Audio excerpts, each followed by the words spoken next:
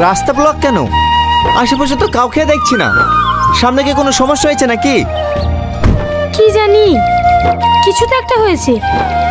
ও কাকা একটু দাঁড়ান। সালমা, তুই কত বছর পরে গ্রামে আসলি? ভালো আছি তো মা? হ্যাঁ ভালো আছি, কিন্তু আপনাকে তো ঠিক চিনতে পারলাম না। সালমা, তুই চিনতে পারছি নি? আমি তোর কাদের কাকা। স্কুলে যাওয়ার সময় ঝালমুড়ি খাতি ওই দোকানটা আমার। হ্যাঁ চাচা, মনে পড়েছে।